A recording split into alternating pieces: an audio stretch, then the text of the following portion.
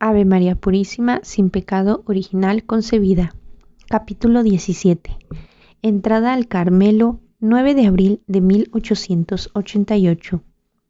Subtema: la despedida. Como he dicho, el día elegido para mi entrada era el 9 de abril, lunes.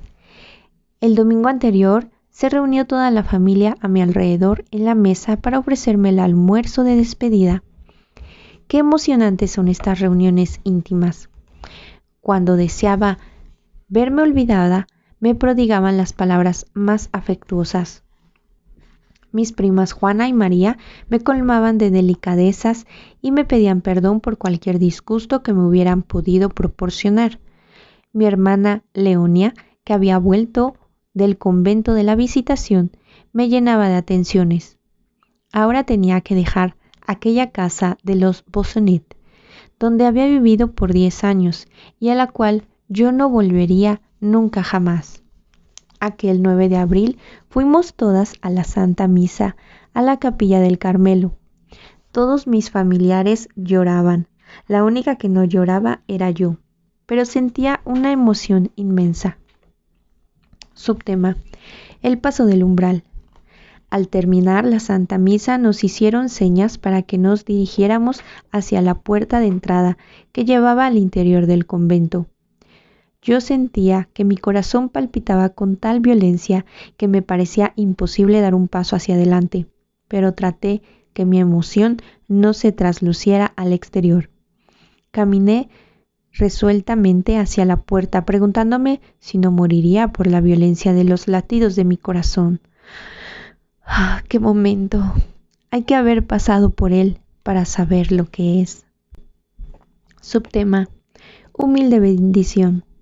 Después de haberme despedido con un abrazo de mis tíos, mis primas y mis 2 hermanas, Celina y Leonia, me arrodillé delante de mi incomparable Padre para pedirle su bendición. Él también se arrodilló y así me bendijo llorando. Era una escena que debió hacer sonreír a los ángeles. Un venerable anciano en la madurez de su existencia, presentando a nuestro Señor su hija menor de 15 años, que estaba en la primavera o más bella edad de la vida.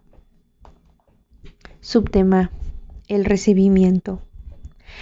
Al abrirse lentamente la puerta de madera de 2 llaves y doble cerrojo, toda la comunidad de hermanas estaba allí reunida esperándome. Eran 26 religiosas, con la cabeza cubierta de sus velos negros. El Padre Superior les dijo muy seriamente: como delegado del señor obispo, les presento esta niña de 15 años, cuya entrada al convento ustedes mismas han pedido. Ojalá no les defraude sus esperanzas, pero les recuerdo que de no ser así, ustedes son las únicas responsables. La pesada puerta se cerró y yo quedé allí, separada del mundo. Subtema: primeros pasos. Por fin quedaban cumplidos mis deseos.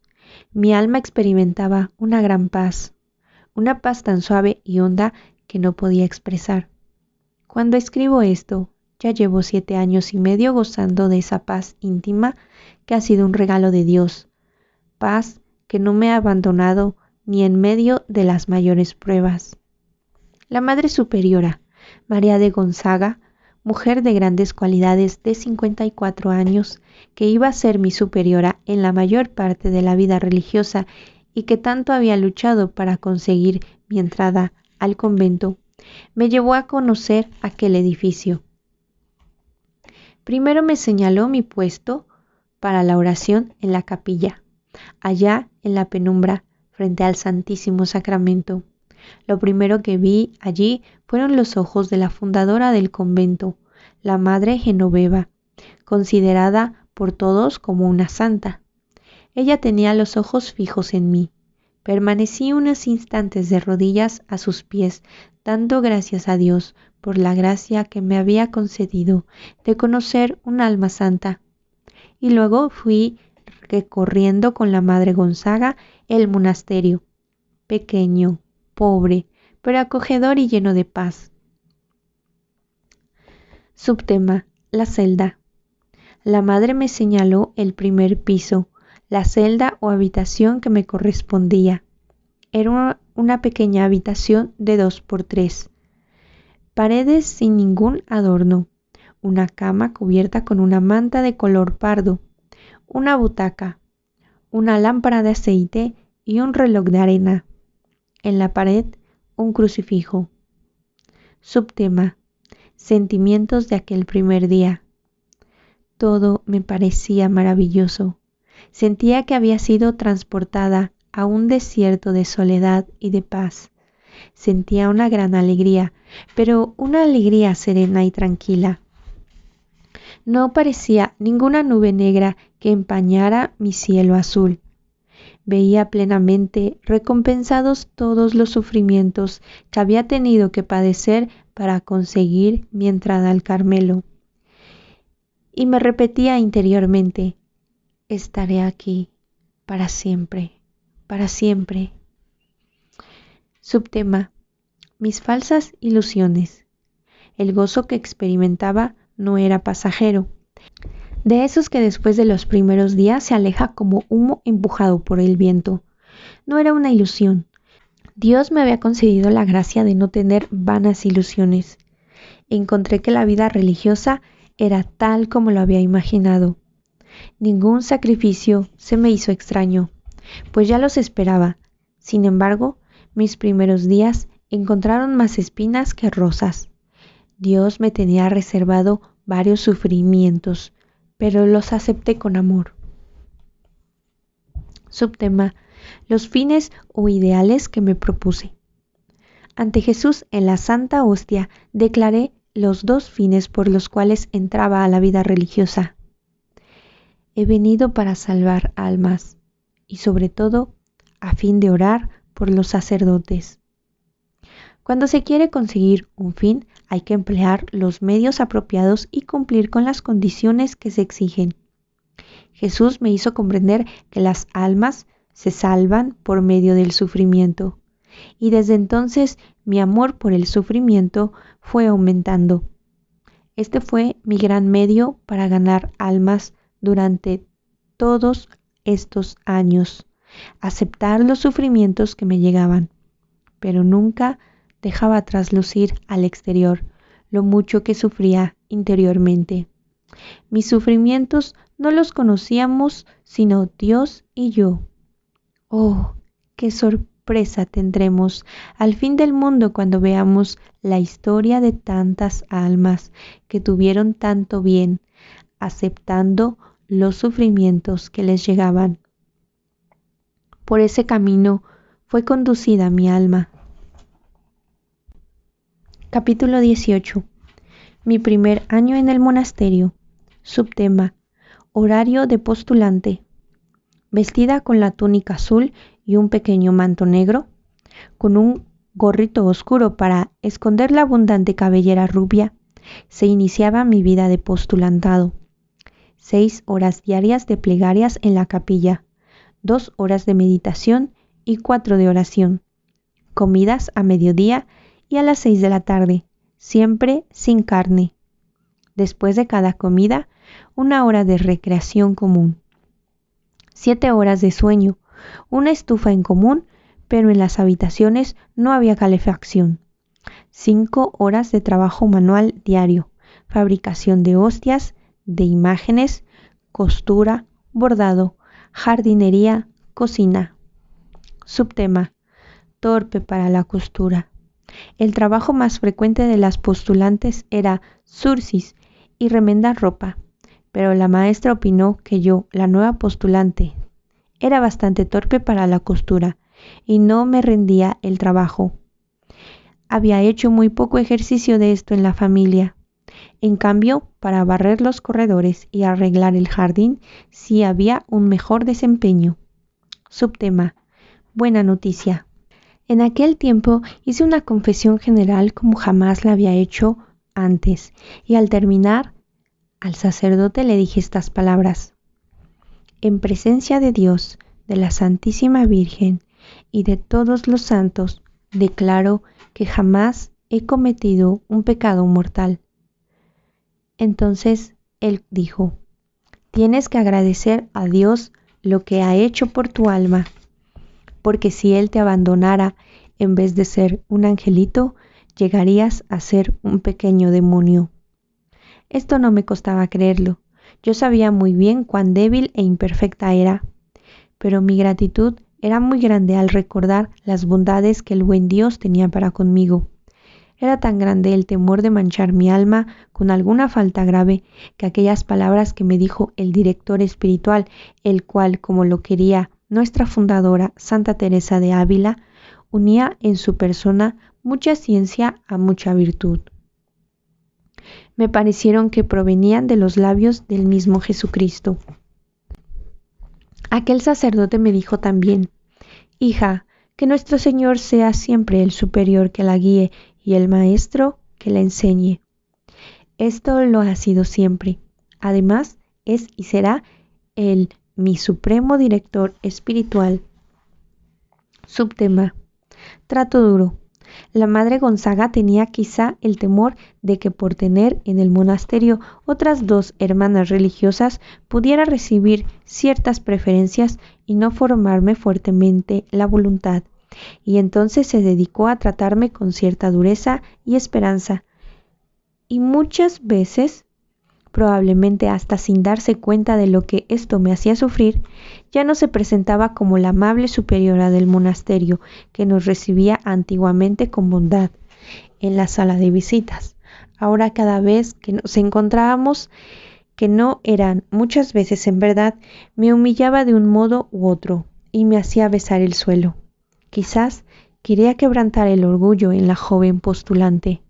La madre estaba frecuentemente enferma y pocas veces podía yo ir a pedirle dirección espiritual, pero en esas ocasiones se mostraba especialmente severa conmigo. En verdad que con las otras personas hablaba muy bien de mí. En una carta a la tía Waring le decía por esos días: nunca hubiera imaginado encontrar tanta prudencia en esta niña de 15 años. Yo considero un verdadero regalo de Dios, una gracia inapreciable para mí, este trato duro de la Madre Superiora. Nuestro Señor obraba por medio de aquella que lo representaba. ¿Qué hubiera sido de mí si, como lo decía la gente de afuera, hubiera sido la mimada, la consentida de la comunidad? Quizás, en vez de ver a Dios en mis superiores, me habría fijado únicamente en su simpatía y agradabilidad, y mi corazón en el mundo había tratado de cuidarlo para que no se dejara llevar por apegos sensibles. Se habría apegado sensiblemente a alguien en el monasterio. Subtema: la telaraña. Un día en el corredor que me correspondía barrer a mí se encontró una telaraña, y la Madre Superiora me dijo, muy seria, delante de toda la comunidad: se ve que nuestros corredores están barridos por una niña que no tiene sino 15 años. Vaya y quite esa telaraña de ahí. Me hacía sufrir porque me echaba en cara que era muy lenta para los oficios, especialmente para las costuras, y yo no encontraba cómo enmendarme de eso. Una tarde, la maestra me envió a cuidar el jardín. Allá encontré a la Madre Gonzaga, quien muy seria me dijo: «¿Qué novicia esta? Tienen que mandarla a pasear por el jardín». Cuánto agradezco a Dios que nuestra buena Madre Superiora me haya dado una educación tan fuerte. Esto formó mi personalidad y me libró de apegarme sensiblemente a su persona. Yo la amaba y veneraba mucho, pero con afecto muy puro, pensando que el trato que a ella le daba se lo estaba dando a nuestro Señor, a quien estaba representando. Subtema: dificultad de comunicarse. Éramos 4 novicias. Nuestra maestra, la hermana María de los Ángeles, era una verdadera santa, un tipo acabado de aquellas primeras carmelitas fundadoras por Santa Teresa. Yo estaba todo el día con ella, pues me enseñaba a trabajar. Era conmigo de una bondad sin límites, pero yo no lograba comunicarle lo que mi alma sentía. La dirección espiritual me costaba mucho por mi dificultad para hablar con otros de los asuntos de mi alma. Una hermana muy anciana adivinó lo que me pasaba y me dijo un día en secreto: me parece que no tiene casi nada que comunicarle a sus superioras. Y añadió: cuanto más sencilla sea, más perfecta será. Gracias a Dios, con el correr de los años, he logrado expresar lo que pienso con gran facilidad. Subtema: mi director espiritual. En la comunidad había un excelente director espiritual, el Padre Pichón, pero fue enviado como misionero al Canadá. Entonces yo me volví hacia Jesús, que es el Dios director de todos los directores, y le supliqué que fuera Él quien me instruyera en la ciencia que está escondida para los sabios del mundo, pero que Él regala a los humildes y sencillos. Y creo que aceptó mi petición. Comprendí aquella frase de la imitación de Cristo: hay que desear ser ignorado y ser tenido por nada. Y me propuse vivir de tal manera que nadie en la tierra pudiera darme importancia. Subtema: una gracia muy especial. Dios nunca me ha hecho desear algo bueno sin concedérmelo. Yo deseaba ser mártir y me lo ha concedido por medio de los sufrimientos y las enfermedades. Pero su amargo cáliz de amargura me parece delicioso. Capítulo 19. La enfermedad de papá.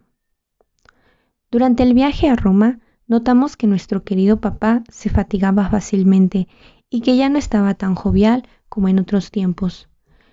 Pero lo que más había notado era los progresos que él había logrado en perfección y santidad.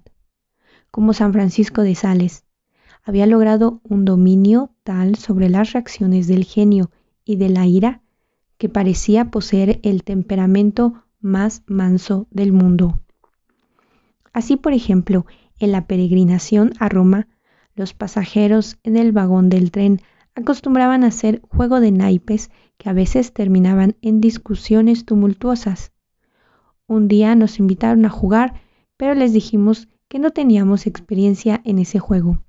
Y como insistían, mi papá les dijo que íbamos en una peregrinación y que lastimosamente se estaban dando más importancia en ese viaje a otras cosas que a la oración. Entonces uno de ellos estalló en cólera y le gritó: afortunadamente los fariseos no son muchos. Mi papá no respondió nada y parecía santamente alegre. Más tarde encontró la ocasión de estrechar la mano de ese señor, acompañado esta bella acción con una palabra amable que podía hacer pensar que ya había olvidado aquella ofensa. La costumbre de perdonar lo acompañó toda su vida. Mamá y muchas personas más atestiguaron que él jamás pronunció una palabra contra la caridad. Durante sus visitas diarias al Santísimo Sacramento, frecuentemente sus ojos se llenaban de lágrimas de emoción, y Dios lo colmaba de especiales consuelos.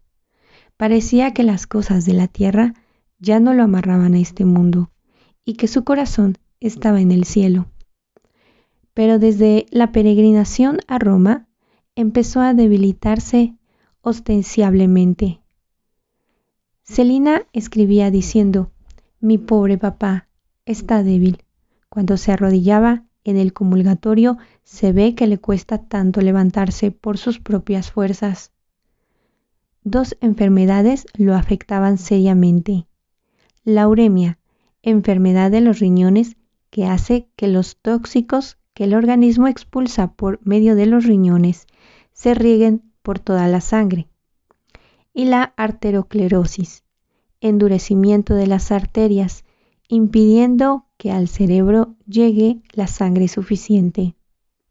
Acababa de hacer el gran sacrificio de llevar a su hija menor al monasterio. A sus amigos escribió entonces: solo Dios puede exigir tamaño sacrificio, pero mi corazón sobreabunda de gozo. También Celina le había comunicado su deseo de irse de religiosa, y Leonia había dispuesto volverse al convento de la Visitación. Su ancianidad se perfilaba llena de soledad. El párroco de la catedral avisó que necesitaban comprar un altar y mi padre obsequió los 10.000 francos para conseguirlo. A algunos familiares les pareció una exagerada su generosidad, pero a mí me pareció muy bien empleado ese dinero. Subtema: una oblación acepta. Al volver de un viaje a Alecón, nos dijo en la iglesia de Nuestra Señora: he recibido 2 gracias tan grandes y consuelos tan maravillosos que le hice al Señor esta oración. Dios mío, esto es demasiado, soy demasiado feliz. No es posible ir al cielo de esta forma. Quiero sufrir algo por ti. Dios mío, me ofrezco como víctima por ti. Estas últimas palabras las dijo tan pacífico que casi no las alcanzábamos a escuchar, pero sí comprendimos que las había pronunciado, y el buen Dios aceptó su sacrificio. Era necesario que se asemejara a Jesús sufriente y sacrificado. El sábado 23 de junio de 1888, papá desapareció de la casa y de sus alrededores, dejando angustiado a todos sus familiares. Leonila y Celina lo buscaban por todas partes. Pasaron la noche en angustia. El 24 llegó un telegrama de él desde la ciudad de Harvey pidiendo dinero. Celina y el tío Isidoro se fueron a buscarlo. Después de 4 días de correos a Harvey, estaba ya lúcido, pero le quedó una idea fija en el cerebro. Quería irse a vivir en soledad como ermitaño. Algunas gentes murmuraban: ¿no será porque sus 5 hijas decidieron irse de religiosas, por lo que el señor Martin ha tenido este ataque como de locura? ¿Cuánto sufrimos en la familia por esta enfermedad? Solo Dios lo sabe. Subtema: retraso de la toma de hábito. La toma de hábito debía ser en octubre de 1888. Pero mi papá había tenido una nueva recaída en su enfermedad el 12 de agosto y fue necesario postergar esa ceremonia. Él, como su acostumbrada generosidad, compró la tela que se necesitaba para fabricar el nuevo hábito de carmelita que iba a vestir su hija menor.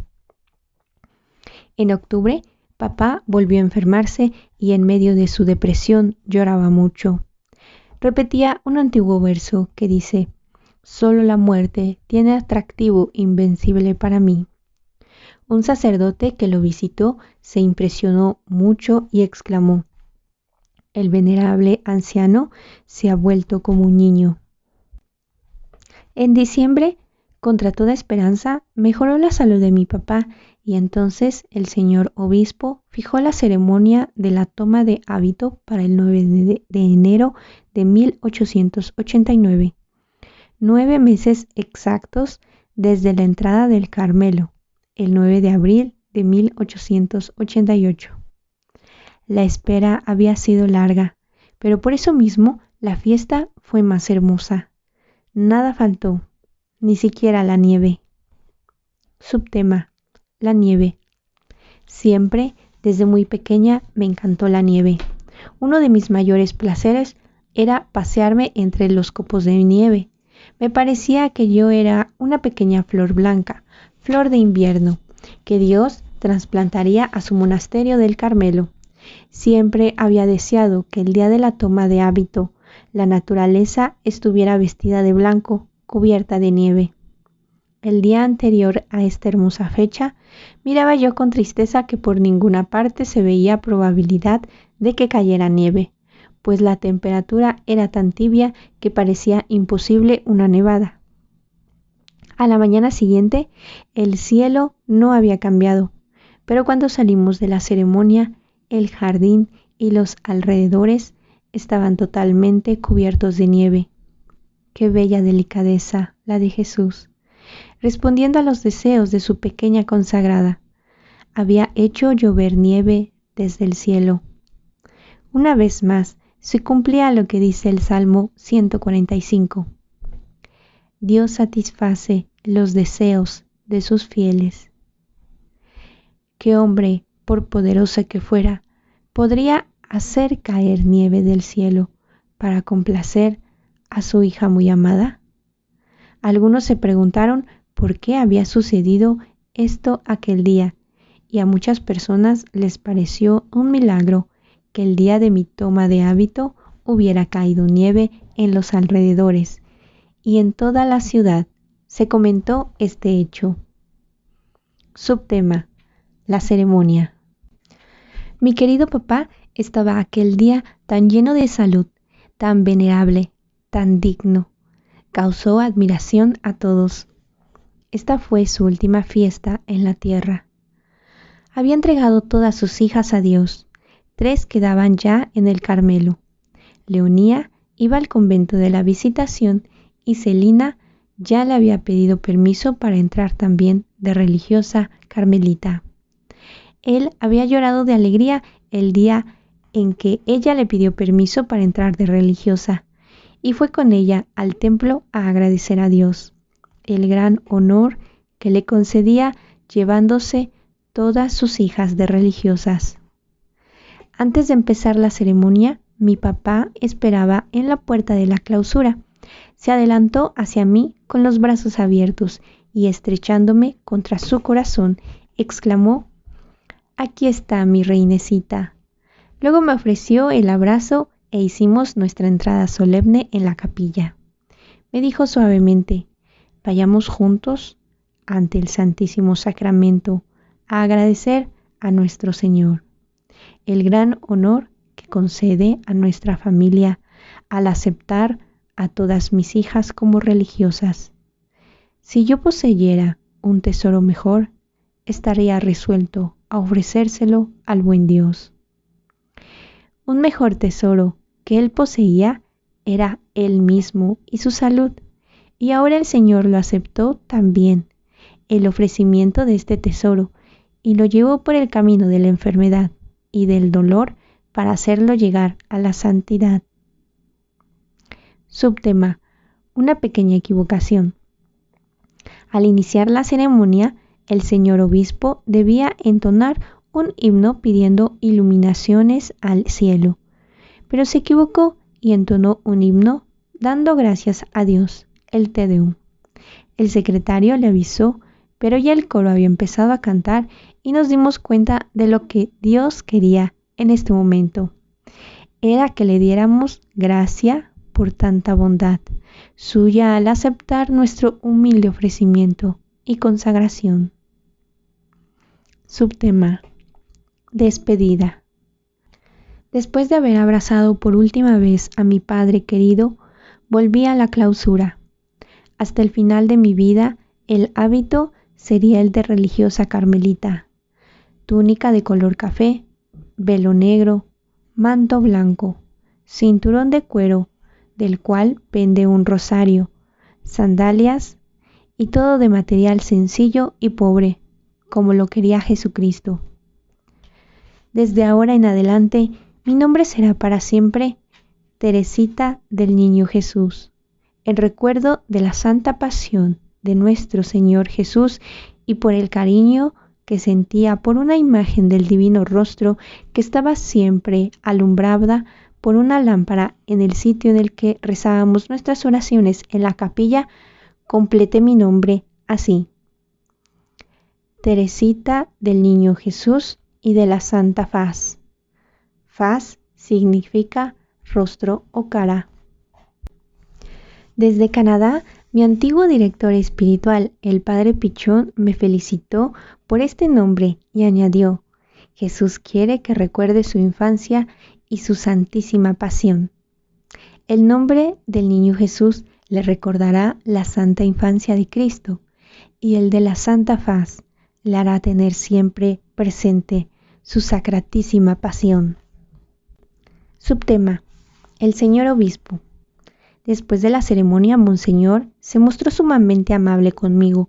Recordó ante las demás religiosas cómo el año anterior yo me había arreglado el cabello de tal manera que me hiciera parecer más alta de lo que era, para ver si lograba obtener que él me concediera el permiso de entrar de religiosa a los 15 años. Se sentía orgulloso de mi vocación y me llamaba su hija. Más tarde, cuando celebramos el centenario de nuestra fundadora, Santa Juana de la Cruz, el señor obispo volvió a mostrarme su paternidad cariñosa, lo cual me hizo sentir muy honrada y estimada. Al recibir esta muestra de aprecio y cariño de Monseñor, me puse a pensar en las maravillosas demostraciones de cariño que recibiría del buen Dios en el cielo para siempre.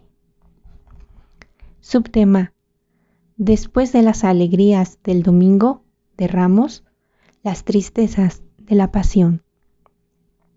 Aquella fiesta de la toma de hábito fue para mi padre y para nosotras como la alegría del Domingo de Ramos para Jesús.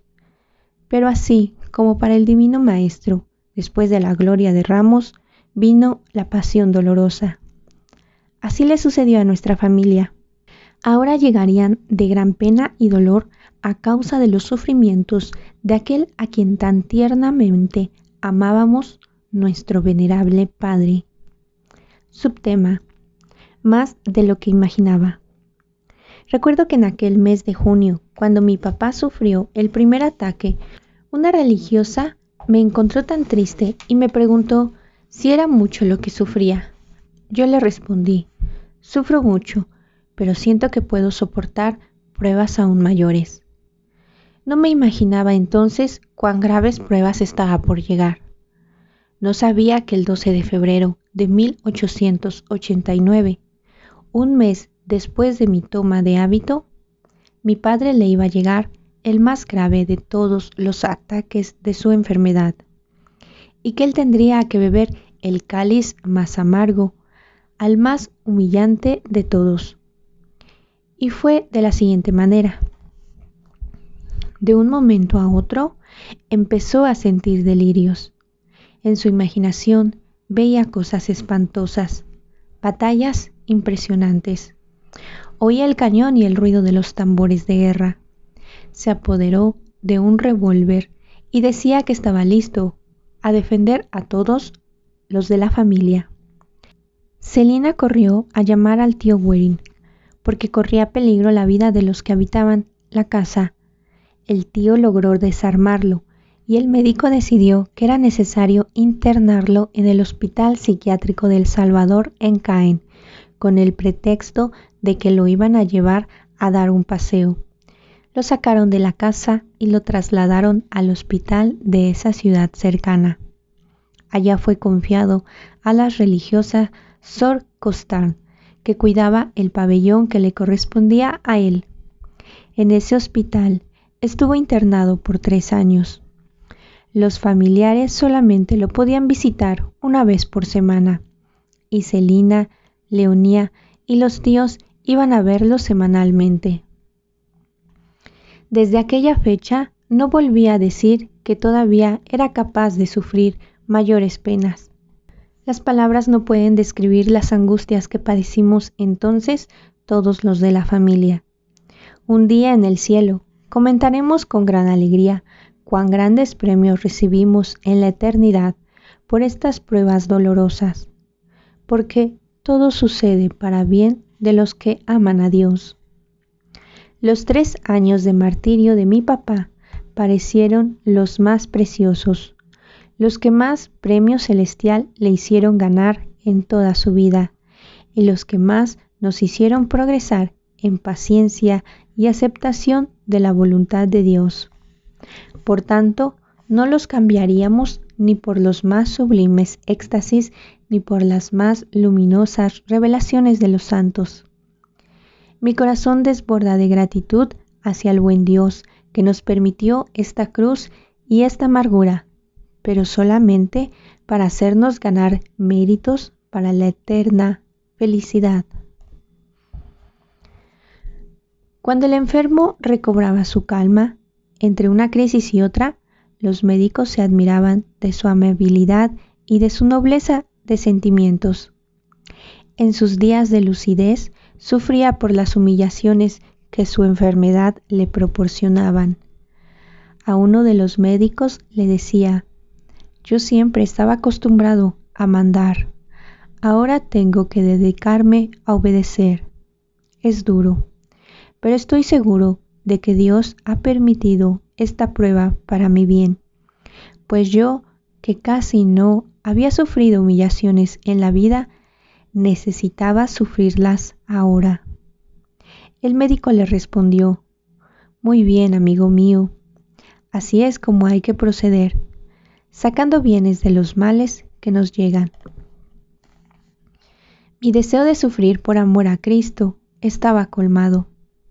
Pero esta prueba fue de gran utilidad para todos en familia, pues durante este tiempo, en vez de protestar, lo que hicimos fue agradecer al Señor Dios los sufrimientos y ofrecerlos con amor. Y esto nos llevaba a no contentarnos con caminar por el camino de la perfección, sino a volar hacia lo espiritual. Las cartas que Celina me enviaba desde Caen estaban llenas de resignación y de aceptación de lo que Dios había permitido que sucediera. Y cuando ella venía a visitarme, charlábamos largamente, pero únicamente de temas espirituales, sin mezclar nada de las cosas del mundo, como lo hacíamos en otros tiempos en el balcón de la casa de los Businet. Y ahora seguíamos gozando al hablar de lo espiritual y de lo eterno. Jesús, manso y humilde de corazón, haz mi corazón semejante al tuyo. Santa Teresita del Niño Jesús y de la Santa Faz, ruega por nosotros.